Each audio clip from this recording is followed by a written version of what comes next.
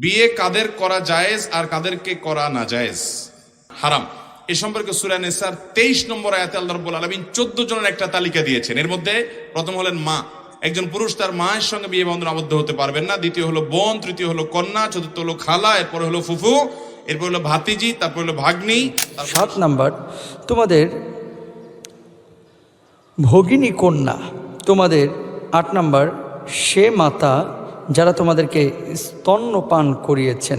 নিজ ভাইয়ের মেয়েকে বিবাহ করা যাবে না, চাচাতো ভাইয়ের মেয়েকে বিবাহ করা যাবে, চাচাতো বোনকেই তো বিবাহ করা যায়। কে বিয়ে করা হারাম, বোনকে বিয়ে করা হারাম, ফুফিকে বিয়ে করা হারাম, খালাকে বিয়ে করা হারাম, ভাতিজি। তোমাদের জন্য হারাম করা হয়েছে 1 নম্বর তোমাদের মায়েদেরকে, তাদের সাথে কোন রকমের যৌনাচার, বিবাহ শাদী একেবারে চিরস্থায়ীভাবে হারাম।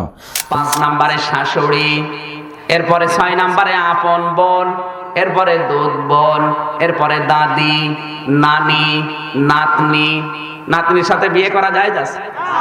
আপন নাতনির সাথে বিয়ে করা জায়েজ নেই। গ্রাম সম্পর্কের নাতনি অসুবিধা নেই, আপনি করবেন।